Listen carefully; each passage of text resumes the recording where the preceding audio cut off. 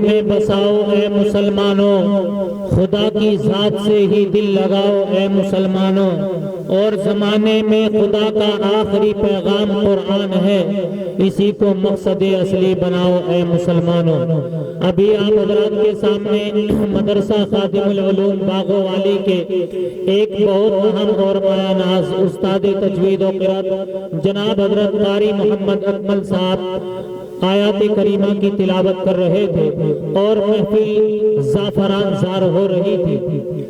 اب میں بڑے ہی ادب و احترام کے ساتھ جناب حضرت مولانا سید ارشد مدنی صاحب دامت برکاتہم کے فرزند ارجمند اور ہم سبھی کے محترم جناب حضرت مولانا حبیب اللہ مدنی صاحب دامت برکاتہم کو انتہائی ادب و احترام کے ساتھ دعوت دیتا ہوں کہ حضرت والا کرسی خطابت پر تشریف فرما ہو کر ہم سبھی کو اپنے ناصحانہ کلمات سے نوازیں۔ علاج پیاس کا دریا کے پاس رہتا ہے، اسی لیے تو سمندر بہت اداس رہتا ہے، اور بڑے ہی پیار سے دیکھتی ہے تہذیب سے، یہ کون بستی میں سادہ لباس رہتا ہے۔ جناب حضرت مولانا حبیب اللہ صاحب مدنی کرسی خطابت پر۔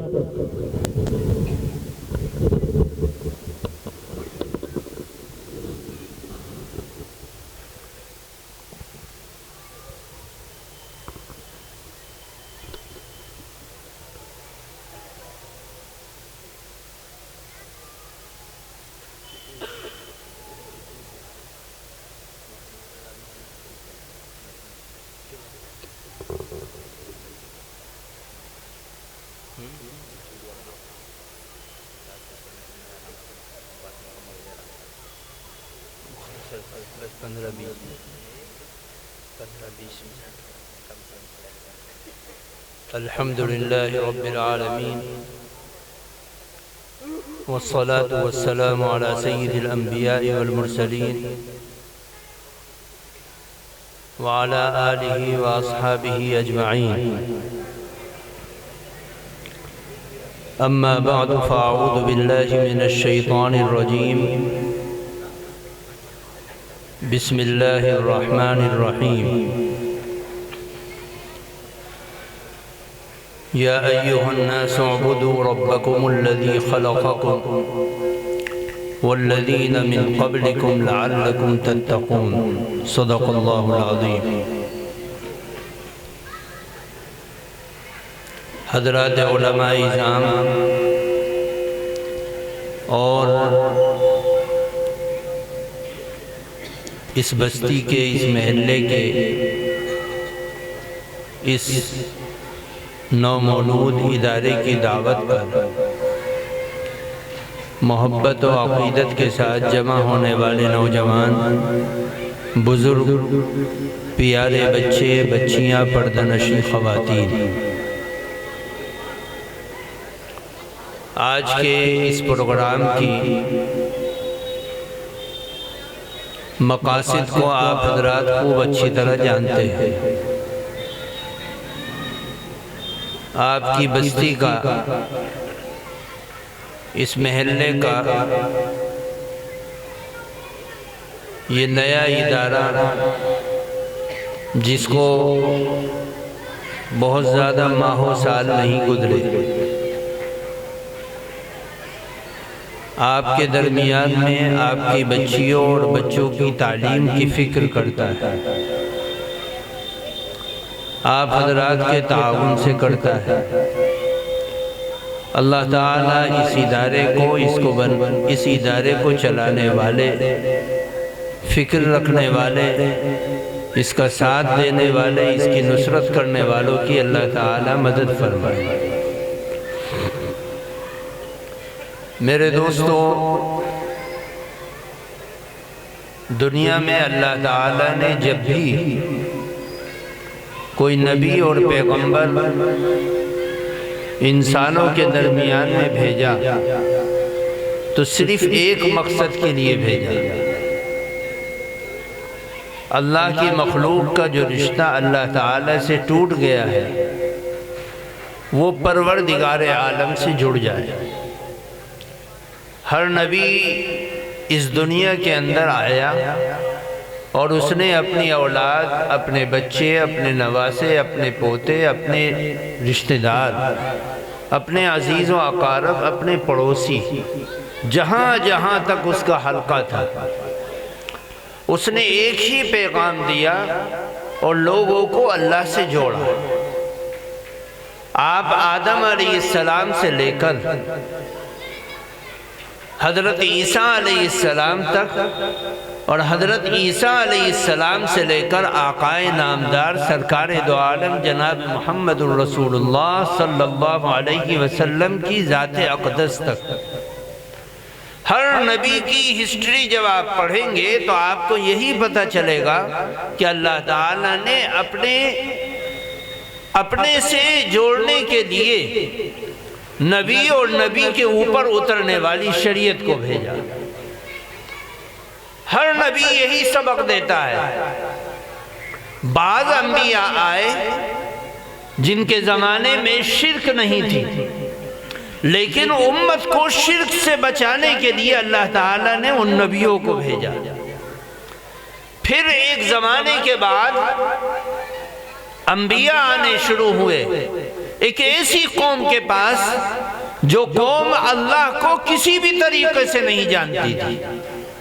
وہ انبیاء آئے اور انہوں نے کمزوروں کو، مضبوطوں کو، طاقتوروں کو، مالداروں کو، غریبوں کو، جہاں جہاں تک اس کی دسترس اور پہنچ ہو سکتی تھی، اس نے لوگوں کو شرک سے بچانے کی فکر کی۔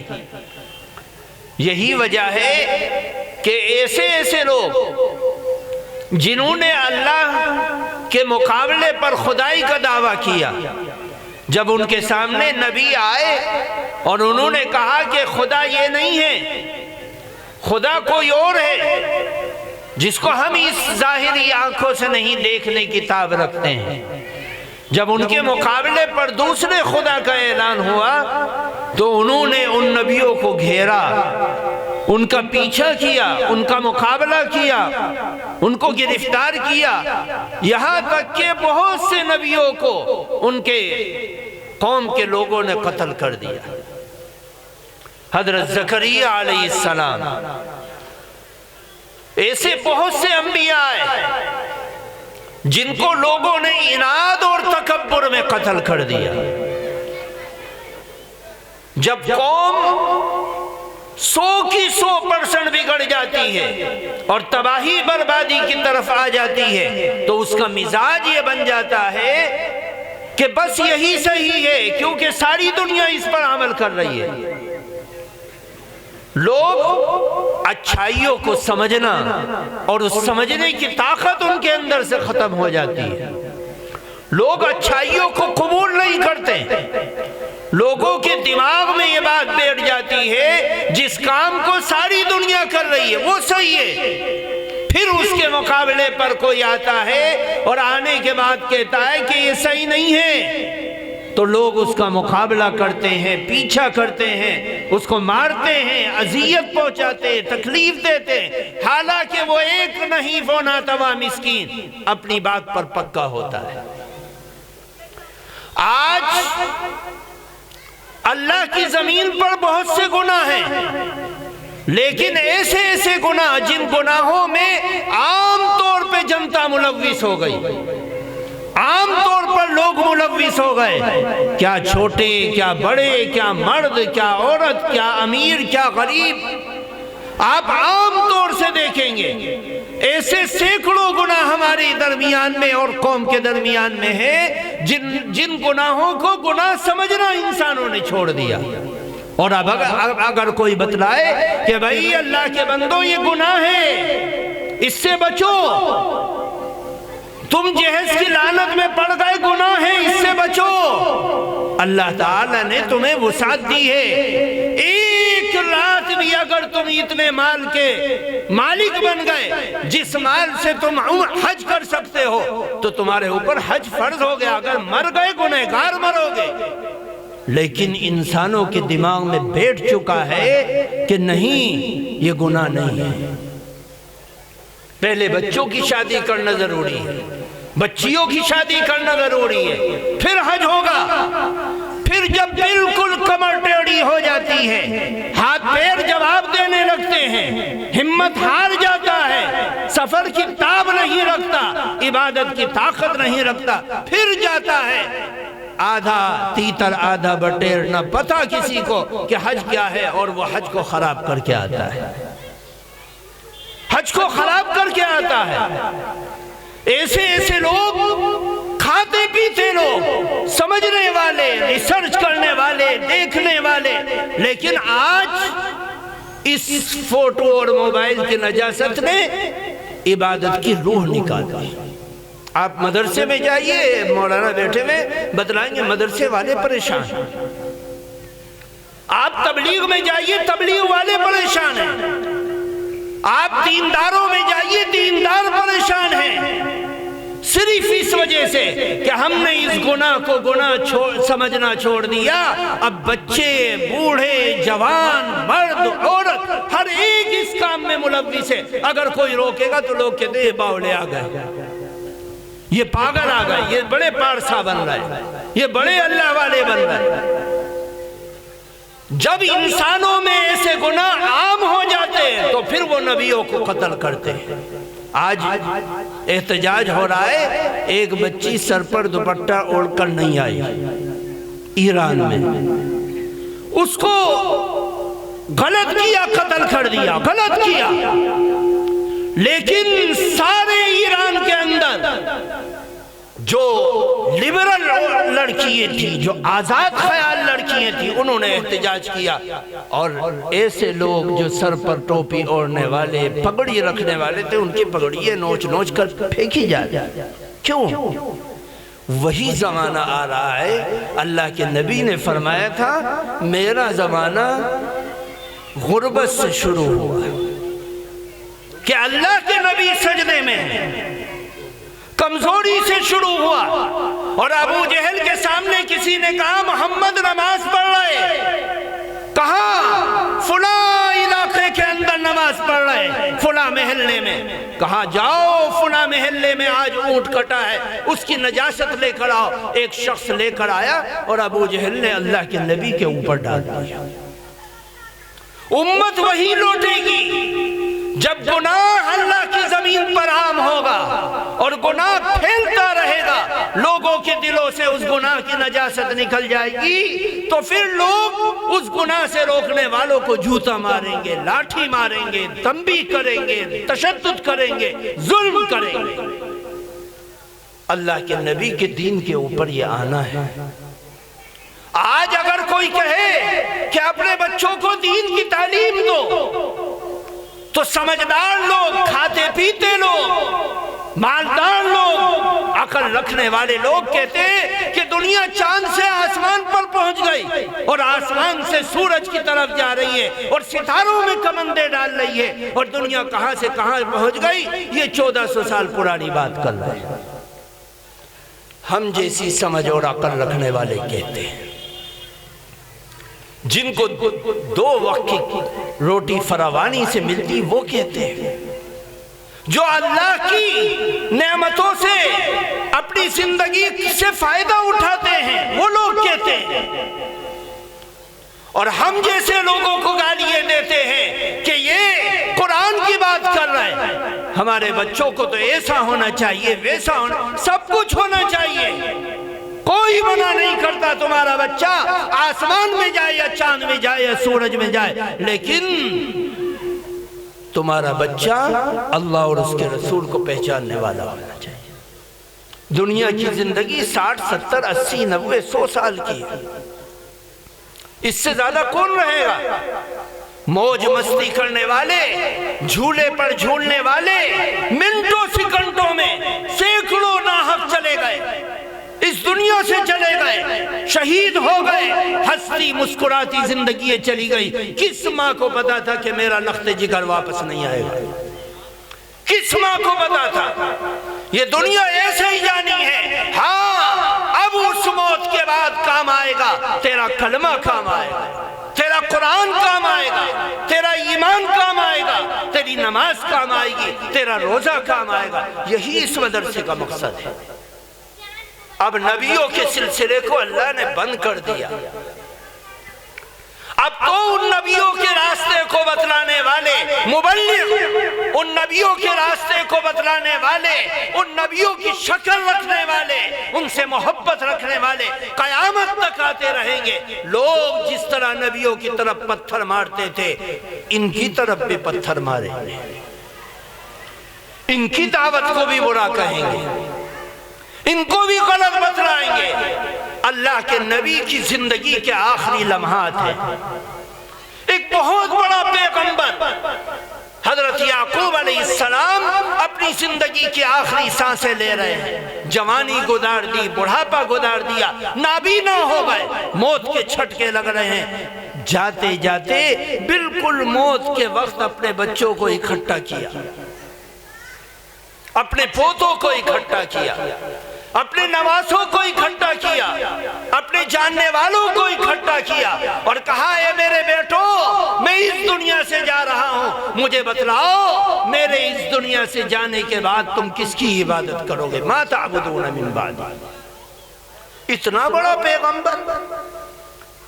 مفسرین ان آیتوں کی تفسیر کرتے ہوئے لکھتے ہیں کہ اللہ تعالیٰ نے یعقوب علیہ السلام کے ہی واقعے کو ذکر کیا، موت کے وقت کے، اس وجہ سے ذکر کیا کہ اللہ کے تمام نبیوں میں سب سے زیادہ وہ اپنی اولاد کی طرف سے لاپرواہ اور بے فکر ہو کر جانے کا حق اگر کسی کو تھا تو وہ حضرت یعقوب علیہ السلام کو تھا، کیونکہ ان کے جد امجد ابراہیم علیہ السلام اللہ کے نبی، اسماعیل علیہ السلام اللہ کے نبی، اسحاق علیہ السلام اللہ کے نبی، اور وہ خود اللہ کے پیغمبر، اور ان کے جاتے جاتے اللہ تعالیٰ نے ان کی زندگی میں ان کے بیٹے یوسف علیہ السلام کو صرف پیغمبر نہیں بنایا بلکہ پیغمبر بنانے کے ساتھ ساتھ اللہ نے ملک مصر کا بادشاہ بھی بنایا باپ کی موجودگی میں۔ لیکن اپنے بیٹے کے نبی اور بادشاہ ہونے کے باوجود باپ پوچھ رہا ہے بیٹوں سے کہ اے بیٹو، میں اس دنیا سے جا رہا ہوں، مجھے بتلاؤ میرے جانے کے بعد تم کس کی عبادت کرو گے؟ یہ تڑپ ایک باپ کی اولاد کے سلسلے میں ہونی چاہیے۔ آج کوئی شکایت کرے کہ مسلمان اپنے بچوں کو قرآن کی تعلیم کی طرف نہیں لے جا رہے، یہ بہت بڑے دکھ کی بات ہے، کڑھن کی بات ہے، افسوس کی بات ہے کہ ہم اپنی زندگی میں یہ سوچتے ہیں کہ ہمارا بچہ کیا کھائے گا کیا پیے گا، لیکن یہ نہیں سوچتے کہ ہمارا بچہ اس دنیا میں ہمارے جانے کے بعد کس طریقے سے زندگی گزارے گا، اس کا رشتہ کس کے ساتھ رہے گا۔ ایمان کا ڈاکہ ڈالنے والے، ایمان کو کھرچنے والے، ایمان کو برباد کرنے والے اب تنظیموں اور جماعتوں کی ضرورت نہیں، اب تو ایمان کو برباد کرنے کے لیے صرف ایک موبائل کافی ہے جو ہمارے ایمان کو تباہ کر رہا ہے، ہمارے کلچر کو تباہ کر رہا ہے، ہماری فکر کو تباہ کر رہا ہے، ہماری زندگیوں کو تباہ کر رہا ہے اور بچوں کے ذہن و دماغ کو برباد کر رہا ہے، پلٹ رہا ہے، اور ہم سوچ بھی نہیں پا رہے۔ اتنا بڑا پیغمبر اس دنیا سے جاتے جاتے اپنے بچوں سے معاہدہ کر رہا ہے کہ تم کس کی عبادت کرو؟ بیٹوں نے کہا کہ ہم اس معبود کی عبادت کریں گے جس کی عبادت ابراہیم علیہ السلام، اسحاق علیہ السلام، اسماعیل علیہ السلام، ہمارے آباء و اجداد نے جس کی عبادت کی۔ آج ماں باپ کو اس بات کی فکر کی ضرورت ہے کہ موت کا جھٹکا کب لگ جائے، ہاتھ اور پیروں کی جان نکل جائے اور کب کپاہٹ آ جائے اور زندگی میں صرف لاش رہ جائے، نہ سوچ رہ جائے، نہ فکر رہ جائے، نہ ہاتھوں کی جنبش اور آنکھوں کا دیکھنا رہ جائے، اس وقت سے پہلے ہم اپنے بچوں کو پکا سچا مسلمان کر دیں، اس کی فکر ہے۔ ہر مسلمان کی یہ کڑھن ہونی چاہیے کہ میں اپنی زندگی کو پورا کر کے اس دنیا سے جا رہا ہوں، میرا بچہ کس لائق ہے کہ کہیں میرا بچہ اس لائق ہے کہ وہ میری قبر پر آ کر 2 بول پڑھ کر میری بخشش کروا سکے؟ اللہ کے نبی صلی اللہ علیہ وسلم کی حدیث پاک کا مفہوم، انسان چلا جاتا ہے، مال بھی یہیں رہ جاتا ہے، اولاد بھی یہیں رہ جاتی ہے، دکان اور مکان بھی یہیں رہ جاتا ہے، حسب اور نسب بھی یہیں رہ جاتا ہے، کچھ نہیں جاتا۔ ہاں، انسان کے ساتھ اس کے اعمال جاتے ہیں، اعمال اچھے ہوں گے تو وہاں پر اس کو بدلہ اچھا ملے گا، اعمال برے ہوں گے تو وہاں پر اس کو بدلہ برا ملے گا اور اس کو بھگتنا پڑے گا۔ میرے دوستو، بزرگوں، اللہ تعالیٰ نے اس دنیا کی زندگی میں ہمیں اولاد دی، ان بچوں کو پکا سچا دیندار بناؤ، دین پر چلنے والا بناؤ، دین کی محبت پیدا کرو۔ تمہارے بچے اس لائق ہوں کہ کل کو اس کی ماں کا جنازہ، باپ کا جنازہ سامنے رکھا ہو اور وہ اپنی ماں اور باپ کے جنازے پر کھڑے ہو کر اللہ تعالیٰ سے کچھ سفارش کر سکے کہ اللہ میرے باپ کے اوپر رحم فرما، رب ارحمہما کما ربیانی صغیرا، وہ کر سکے۔ دارالعلوم دیوبند میں ایک بہت بڑے مبلغ تھے، مولانا ارشاد صاحب فیض آبادی رحمت اللہ علیہ۔ ساری زندگی دعوت اور تبلیغ میں لگا دیا اور لوگوں کو اچھی بات کا حکم کرتے تھے اور برائیوں سے روکتے تھے، اور سنت کے انتہائی پیکر، انتہائی سنت کے پابند اور مضبوط آدمی تھے۔ ان جیسا سنتوں کا پابند میں نے اپنی زندگی میں کسی کو نہیں دیکھا۔ اتنا عظیم آدمی اپنے واقعات میں بیان کرتے ہیں، ہم نے خوب ان کو دیکھا، انہوں نے وہ بیان کرتے تھے کہ ایک مرتبہ میں کسی علاقے میں سفر پر تھا، عصر کی نماز کا وقت ہو گیا۔ عصر کی نماز کے وقت ہم لوگوں نے ایک مسجد کے پاس کار روکی اور چل دی، نماز کھڑی ہو گئی، نماز پڑھ لیا۔ پڑھنے کے بعد امام صاحب نے اعلان کیا کہ جنازہ حاضر ہے، لوگ نماز جنازہ پڑھ کے جائیں۔ ہم نے کہا ہم بھی چلتے ہیں اور نماز جنازہ پڑھتے ہیں۔ نماز جنازہ کے لیے کھڑے ہو گئے، اجازت مانگی گئی کہ بھائی اس میت کا وارث جو ہے وہ اجازت دے نماز پڑھانے کی۔ کوئی اجازت نہیں دیتا۔ 10 منٹ 20 منٹ گزر گئے تو ایک صاحب نے کہا بھائی اندھیرا ہو جائے گا، نماز کا وقت مغرب کی قریب ہے، جلدی بتلاؤ کون ہے؟ تو دور ایک شخص کھڑا تھا، اس نے زور سے آواز لگا کر کہا کہ امام صاحب نماز پڑھا دو، اجازت ہے۔ مولانا فرماتے ہیں کہ میں سمجھ گیا کہ یہ میت کا وارث ہے اور دور کھڑا ہے، نماز نہیں پڑھ رہا ہے، اس کا مطلب یہ ہے کہ کچھ کالا ہے۔ نماز ہو گئی، نماز کے بعد لوگ میت کے پیچھے پیچھے چلنا شروع ہوئے، وہ بھی پیچھے پیچھے آتا ہے۔ میں نے اس کے قریب لگ کر کہا کہ بیٹے یہ مرنے والے جو ہیں یہ کون ہیں؟ اس نے کہا کہ میرے ابا جان ہیں۔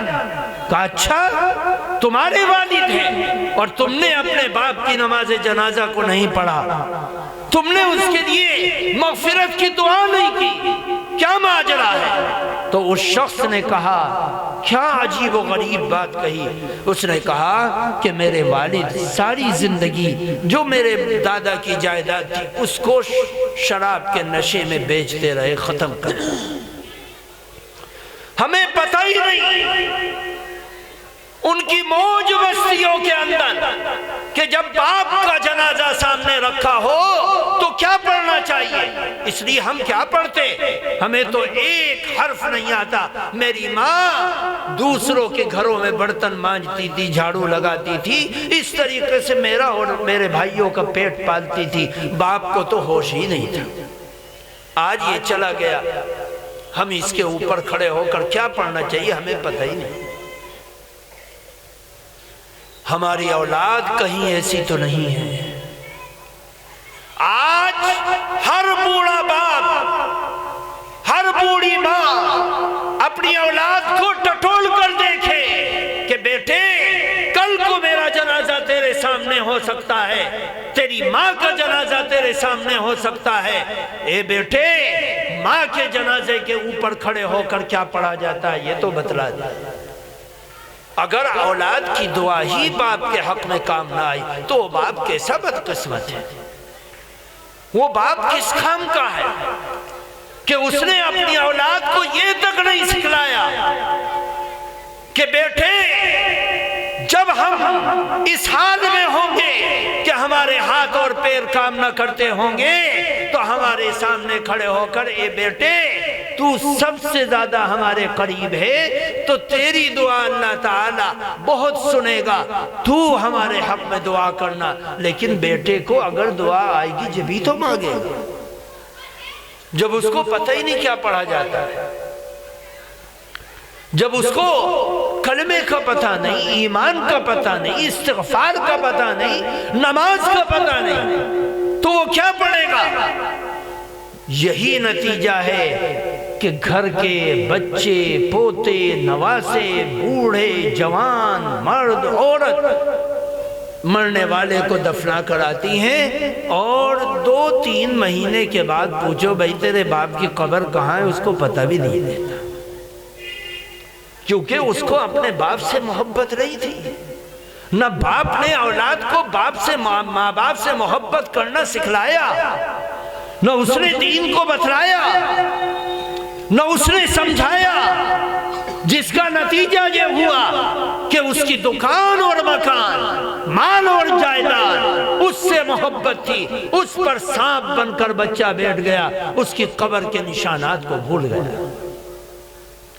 میرے دوستو، بزرگوں، اس چیز کو سمجھنے کی ضرورت ہے۔ قبر کے نشانات کو یاد رکھنا کوئی دین کی بنیاد نہیں ہے، لیکن دین کی بنیاد یہ ضرور ہے کہ تجھے 2 بول ایسے آتے ہوں جس سے اپنی ماں کی بخشش کروا سکے، اپنے باپ کی بخشش کروا سکے۔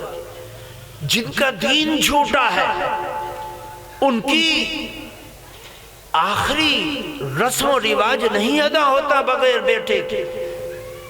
ان کو اتنا پتہ ہوتا ہے کہ بیٹے کا باپ کے مرنے کے بعد کیا حصہ ہے، لیکن مسلمان کا بچہ، ایمان والا، یقین والا، اگر باپ یہ وصیت کر دے کہ میرے جنازے کو قبر میں وہ لوگ اتاریں گے جو 5 ٹائم کی نماز کی پابندی کرنے والے ہیں، ہم میں سے بہت سے والدین ایسے ہوں گے جو اس نعمت سے محروم ہو جائیں گے کہ ان کی اولاد ان کو دفنا نہیں سکے، قبر میں اتار نہیں سکے، کیونکہ انہوں نے اپنی اولاد کو بتلایا نہیں کہ نماز فرض ہے، نماز فرض ہے، نماز فرض ہے۔ جب ہم نے اپنی زندگی میں نماز سے کوتاہی کی تو ہماری اولاد تو ہم سے 10 ہاتھ آگے بڑھے گی، اس کو کہا ہے کہ محبت۔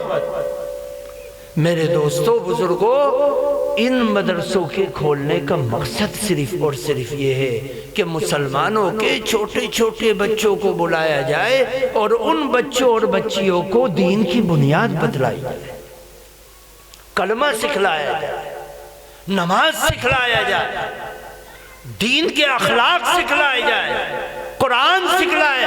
خدا کی قسم، ان سارے مدرسوں کا کوئی مقصد نہیں کہ ساری امت کو مفتی اور قاری اور عالم بنا دیا جائے، یہ مقصد نہیں، لیکن یہ ضرور مقصد ہے کہ سارے مدرسوں میں پڑھنے والی 100% بچے اور بچیاں اور ساری امت کے بوڑھے اور جوان، ساری امت کے سمجھدار، سب لوگ اپنی دین کی بنیاد کی حفاظت کرنے والے بن جائیں۔ آنے والا ٹائم بہت ڈراؤنا ہے، بہت ڈراؤنا ہے، ابھی سے سمجھنے کی کوشش کرو۔ دین غربت سے شروع ہوا اور غربت پر جا کر ختم ہوگا۔ سن 1857 میں اس دلی کے اندر، جس دلی کے ہر گلی کوچے میں قرآن کے قاری تاریخ کے مورخ لکھتے ہیں کہ دلی کے علاقوں میں جب محلوں میں فجر کی نماز پڑھ کر جاتے تھے تو دلی اور پانی پت میں اتنے حافظ قرآن اور اتنے مدرسے تھے کہ ہر گھر سے قرآن کی تلاوت کی آواز آتی تھی. لیکن وہی دلی 1857 میں لوٹی، برباد ہوئی، قتل و غارت گری مچی، تباہی اور بربادی آئی، اور ایسا ماحول بنا کہ تاریخ میں لکھنے والے مورخ کہتے ہیں کہ اسی دلی کے اندر کوئی قرآن کی آیت اگر بھول جاتا تھا تو اس کو سیکھنے کے لیے تلاش کرتا تھا کہ کوئی حافظ قرآن مل جائے. کوئی ایک مسئلہ پوچھنا چاہتا تھا تو اس مسئلے کو پوچھنے کے لیے کسی عالم کو تلاش کرتا تھا تو کوئی عالم دکھائی نہیں دیتا تھا جو عالم اس کو مسئلہ بتلا دے. جس دلی میں ہزاروں مدرسے تھے وہ سب ختم ہو گئے. آپ یہ سمجھتے ہیں کہ ہماری تبلیغی جماعت ہے، ہمارے یہ مدرسے، ہمارے یہ مکاتب، ہمارے یہ دین کے چہرے یہ سب ہمیشہ رہیں گے؟ نہیں، اس غربت و افلاس کی طرف جانا ہے جو نبی کے دور میں شروع ہوا تھا کہ جہاں کوئی محمد کا ساتھی ملے اس کو مار دو، اس کو ختم کر دو، اس کو اذیت دو. اللہ کے نبی کا گھر محفوظ نہیں، اللہ کے نبی کی ذات محفوظ نہیں. عمر بن خطاب کا جسم لہو لہان ہو گیا، حضرت ابو بکر کو مار مار کر بے ہوش کر دیا، حضرت عثمان غنی کو چٹائی میں لپیٹ کر دھواں دیا گیا جس سے وہ تڑپ رہے تھے مچھلی کی طرح. وہ زمانہ اس دنیا کے اندر پھر آنا ہے، یہ یاد رکھنا. کب آئے گا، کیسے آئے گا، نہ مجھے پتا نہ تمہیں پتا، نہ اللہ کے نبی کو بتلایا گیا. کبھی بھی اللہ کھڑا کر دے گا. اللہ کے نبی نے مسجد ایک مدینہ منورہ میں ہے جس کو مسجد اجابہ کہتے ہیں، 3 دعائیں مانگی، 3 میں سے اللہ نے 2 قبول کر لی اور 1 کو منع کر دیا. وہ دعا پوری ہونی ہے. آج آپ دیکھ لیجئے امت تباہی بربادی کسی دوسروں کے ہاتھوں سے نہیں آئے گی، اپنے ہاتھوں سے آئے گی. امت کی بربادی اپنے ہاتھوں سے آئے گی. آپ جیسے لوگ، سمجھدار لوگ، دین اور ایمان رکھنے والے، وہ کہیں گے ہاں بھائی لو بھائی یہ مدرسہ کھول لیا، کھانے کمانے کا اڈا کھول لیا. ہم جیسے لوگ کہیں گے، سمجھدار لوگ کہیں گے، جاننے والے لوگ کہیں گے، ایمان رکھنے والے لوگ کہیں گے. یہ نہیں دیکھیں گے کہ اگر یہ تھوڑا سا کھا رہا ہے تو محلے کے 100 بچوں کو، 200 بچوں کو، 500 بچوں کو حافظ عالم قاری بنانے کی راہ پر لگا رہا ہے. یہ نہیں سوچتا کوئی. جب اللہ کے نبی کو کسی نے نہیں بخشا تو میری اور تمہاری کیا حیثیت ہے؟ اس زمانے میں لوگ کھڑے ہو گئے تھے، خاندان والے، پریوار والے، جاننے والے، تعلق رکھنے والے، سب نے راستے چھوڑ دیے. آج یہ قرب قیامت کا زمانہ اور فتنوں کا زمانہ ہے. اس فتنے کے زمانے میں جس کو اللہ سعادت دے رہا ہے بچنے کی، بچ جاؤ. ہماری مثال ایسی ہے جیسا کہ ایک لڑکے کو لڑکی سے محبت ہو گئی. محبت ہونے کے بعد اس لڑکی سے جب لمبے سمے تک محبت چلتی رہی تو لڑکے نے کہا کہ اب بہت ٹائم ہو گیا، شادی کر لے. اس نے کہا شادی نہیں ہوگی، ایک شرط ہے. کہا کیا شرط ہے؟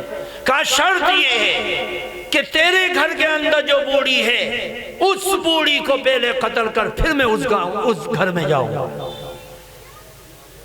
اس نے کہا وہ تو بہت آسان ہے.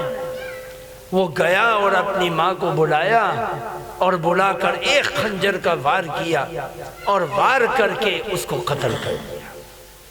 اور اس کے ثبوت کے طور پر اس کے سینے کو چاک کر کے اس کا دل جو بھڑک رہا تھا، اس دل کو لے کر دوڑا کہ میں اپنی محبوبہ کو دکھلاؤں گا اور شادی ہو جائے گی۔ وہ دل لے کر جا رہا ہے، وہ دل تڑپتا تھا، اور لے کر جاتے جاتے ایک پتھر کی چٹان میں ٹھوکر لگی اور وہ گر گیا۔ اللہ نے اس دل کو آواز دی اور وہ دل تڑپ کر بول اٹھا، او میرے بیٹے تجھے چوٹ تو نہیں لگی؟ ہم جانتے ہیں اکثر لوگ سبق نہیں لیں گے، لیکن مرتے مرتے، جاتے جاتے، تڑپتے تڑپتے ایک ایک مسلمان کو، نوجوان کو، بوڑھے کو، مرد کو، عورت کو اس بات کی شکشا اور تعلیم دیں گے، اے لوگو قرآن کے راستے پر چلو، اسی میں حق ہے، اسی میں فائدہ ہے، اسی میں عزت ہے، اسی پر چلو، وہی تمہیں کامیاب کرے گا۔ یہ ساری دنیا کے رنگ و رنگیاں یہ سب عارضی ہیں، اس کے اندر پائیداری نہیں ہے۔ پائیداری ہوتی تو نمرود رہتا، حامان رہتا، شداد رہتا، فرعون رہتا، ابو جہل رہتا۔ آج دنیا میں خدا کی قسم ابو جہل نام کا کتا بھی باقی نہیں، کتا بھی باقی نہیں، اور محمد نام دنیا کے سسٹم کو فیل کر رہا ہے۔